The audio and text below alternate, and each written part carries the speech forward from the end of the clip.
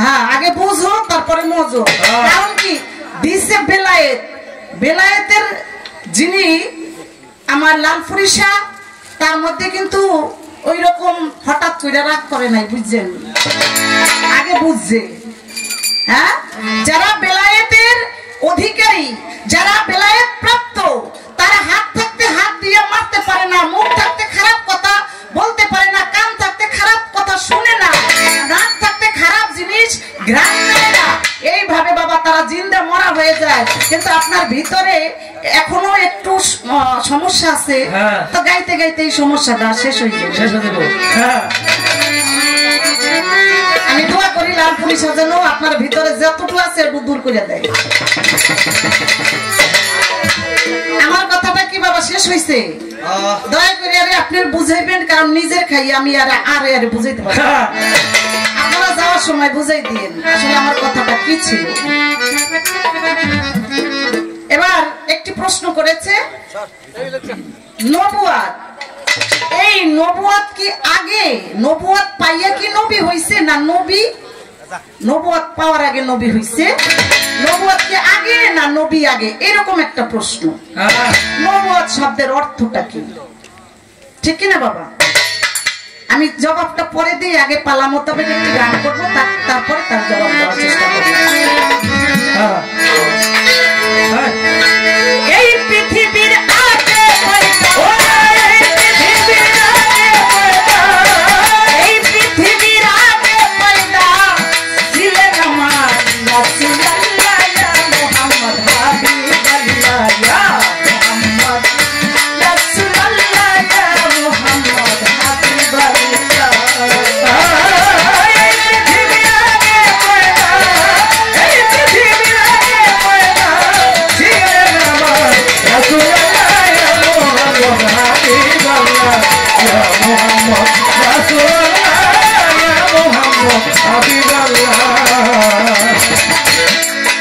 আমার আল্লাহ কিয়া চোখ কাহিনী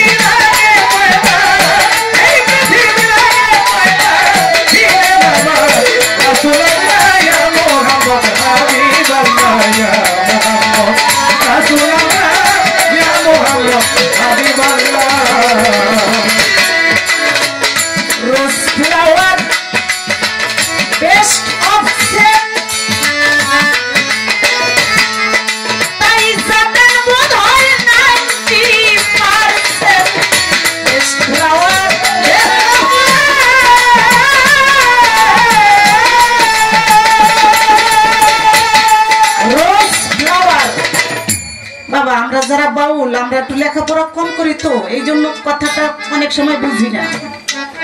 রোজ, রোজ অর্থ গোলাপ, রোজ ফ্লাওয়ার অর্থ ফুল, বেস্ট অর্থ গুড, বেটার বেস্ট মানে গুড হইছে ভালো, বেটার তারপরে ভালো, বেস্ট মানে তার থেকে ভালোর উপরে ভালো, এটা গুড মানে best. Rose flower best of scent জানেন বোধহয় 90%, মানে 90% মানুষ জানে। গোলাপের চাইতে সুন্দর ঘ্রাণ, গোলাপ ফুলের ঘ্রাণের চাইতে সুন্দর ঘ্রাণ আর এই পৃথিবীতে কোনো ফুলের না। তেমন নবীদের মধ্যে সবচেয়ে মহামানব, সবচেয়ে মহানবী হলেন আমার হযরত মুহাম্মদ সাল্লাল্লাহু আলাইহি ওয়াসাল্লাম।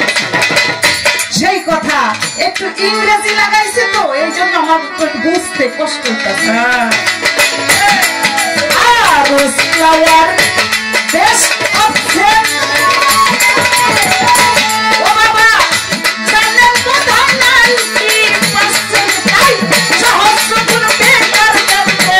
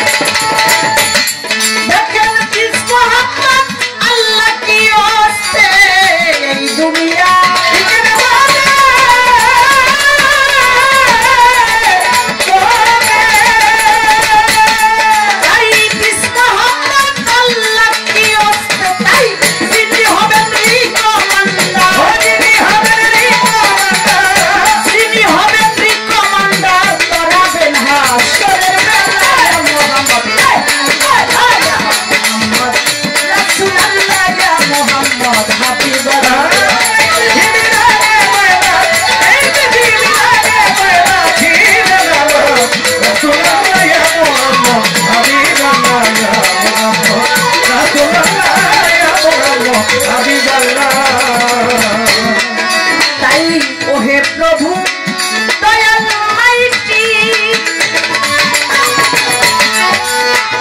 আরে তোমার বান্দার দিল করে দাও খাটি ওহে প্রভু দয়াল মাইটি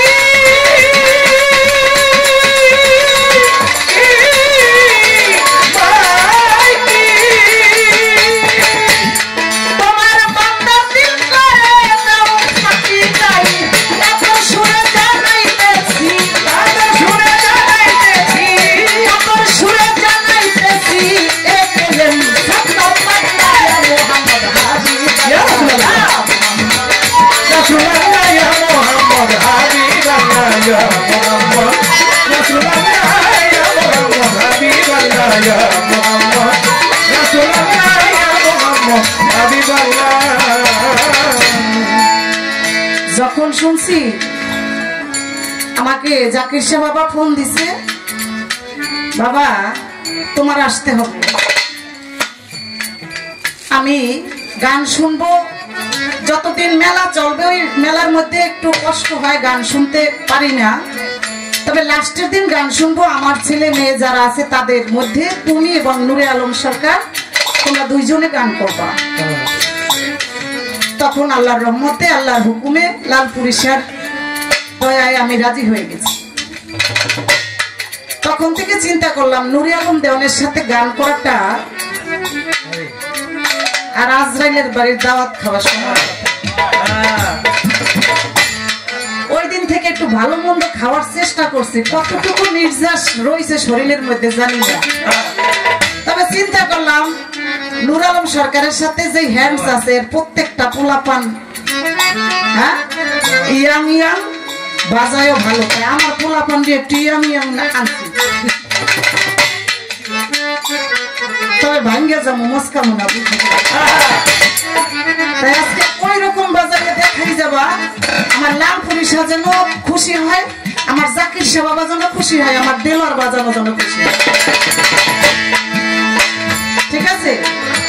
ইনশাআল্লাহ ইনশাআল্লাহ ইনশাআল্লাহ। ওই বাজাও না কেন?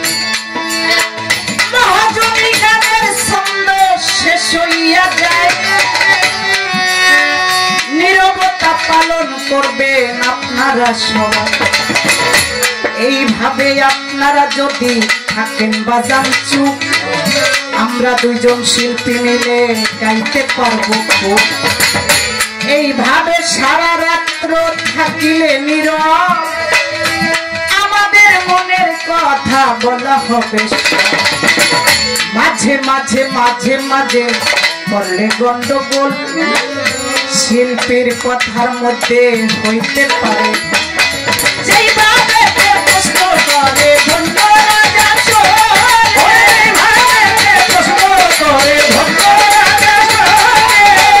ভুলি নাই কথায় আমার মনে করে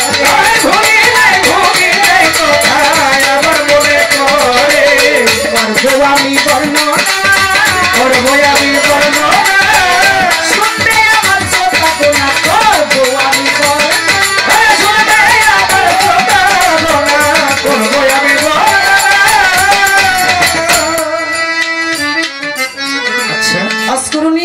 পাগলা যিনি ছিলেন আমার নবীর আশেক,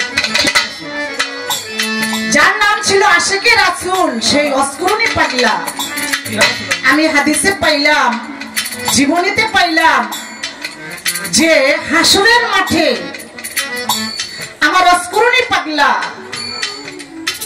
সে 70টা রূপ, 70 রূপে তার চেহারা থাকবে, 70 এই অস্করণী পাগলার মতো 70 জন ফেরেশতা বানানো হবে হাসরের মাঠে, যাতে করে অস্করণী পাগলা তাকে কেউ যেন না চিনতে পারে, তাই ওই অস্করণী পাগলার চেহারার মতো 70 জন ফেরেশতা বানানো হবে হাসরের মাঠে।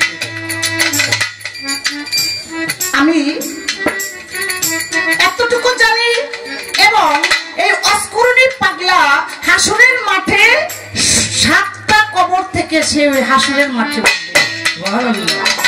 তো আমি অস্করণী পাগলা বাবার নামে অস্করণী লালপুরি শাহ বাবার ছেলেকে আমি সালাম দিয়েছিলাম। এখানে আমি এই দেখি, আমি জানাজার কথা আমি বলতে পারবো না, কিন্তু 70টা রূপে ওই 70টা চেহারা থাকবে ওই অস্করণী পাগল, তার চেহারার মতো 70 জন ফেরেশতাকে ওই হাসরের মাঠে উঠানো হবে, যাতে করে অস্করণী পাগলাকে কেউ চিনতে না পারে।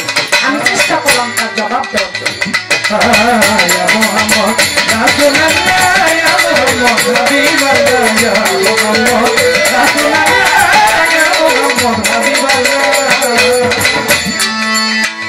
এইবার আমাকে নবুয়ত নিয়ে প্রশ্ন করে যায়, ভুলি নাই কথা মনে পড়ে যায়। নবুয়ত আগে না নবী আগে আমারে দিগায়। এই নবুয়ত শব্দের অর্থ কি আমি বলিব সবাই। এই নবুয়ত শব্দের অর্থ হলো বাবা পাওয়ার। নবুয়ত শব্দের অর্থ হলো পাওয়ার। এই নবুয়ত আল্লাহ আগেই বানাই রাখছে, বানাই রাখার পর কাকে কাকে এই নবুয়তি দান করবে তারপরে আল্লাহ দুনিয়ায় পাঠায়।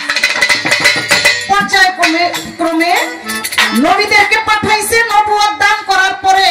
যেমন বাবা এখন বর্তমানে নির্বাচন হইতাছে, আমার প্রধানমন্ত্রী জননেত্রী শেখ হাসিনা কাকে কাকে নমিনেশন দিবে এটা কিন্তু সে ঠিক করছে। ঠিক করার পরে নমিনেশন যখন দিছে নৌকা মার্কা নিয়ে, তখন কি ওইটা হলো পাওয়ার। ওই নমিনেশন পাওয়ার পরে যারা বিজয়ী হবে এরা পর্যায়ক্রমে পাওয়ার, যার একটু বেশি, যে বেশি গুণী তাদেরকে আস্তে আস্তে আবার মন্ত্রী, এমপি থেকে মন্ত্রী বানাবে। এইভাবে আগে নবুয়ত আল্লাহ সৃষ্টি করছে, তারপর কাকে কাকে নবী বানাবে ওই নবী পাঠানোর পরে ওইভাবে পাওয়ার গুলি যখন যে পেয়েছে, যেমন এক একজনের পাওয়ার ছিল এক এক জায়গায়। আমার সেই মুসা নবীর পাওয়ার ছিল তার লাঠির মধ্যে, দাউদ নবীর পাওয়ার ছিল তার কণ্ঠের মধ্যে, তার বাঁশির মধ্যে, এবং সেই ঈসা নবীর পাওয়ার ছিল সেই চেহারার মধ্যে। এইভাবে এক একজনের আমার নবী করিম সাল্লাল্লাহু আলাইহি সাল্লামের ইউসুফ নবীর মানে এই যে নবুয়ত ছিল তার চেহারার মধ্যে, যেই চেহারা দেখে জুলেখা পাগল হয়ে। এইভাবে আমার নবী করিম সাল্লাল্লাহু আলাইহি সাল্লামের নবুয়ত ছিল তার পৃষ্ঠ মোবারকের মধ্যে, কিন্তু সবার ছিল নবুয়ত, আর আমার নবী করিম সাল্লাল্লাহু আলাইহি সাল্লামের ছিল মোহরে নবুয়ত। এই তো তাহার কথা ছিল শেষ হইয়া যায়। এইবার আমি ছোট করে প্রশ্ন করব, বড় করব না। যেমন সবাই নবুয়ত একরকম, আমার নবীর কিন্তু নবুয়ত একটু আরেক রকম, মোহরে নবুয়ত। তেমন বেলায়েতধারী অনেকে আছে, কিন্তু আমার নবীর বেলায়েত একটু অন্যরকম। আমার নবী করিম সাল্লাল্লাহু আলাইহি সাল্লামের যে বেলায়েত ছিল, এই বেলায়েতের নাম কি ছিল? আমি যেমন বললাম মোহরে নবুয়ত, তাহলে আমার নবীর বেলায়েতটা একটু অন্যরকম ছিল। সেই বেলায়েতের নাম কি ছিল? ওই বেলায়েতের আসলে মূল যে একটা আকর্ষণ, মূল যে ধরন, মূল যে মাহাত্ম্য, এই বেলায়েতটা আসলে নামটা কি? একটা কথাই তার কাছে,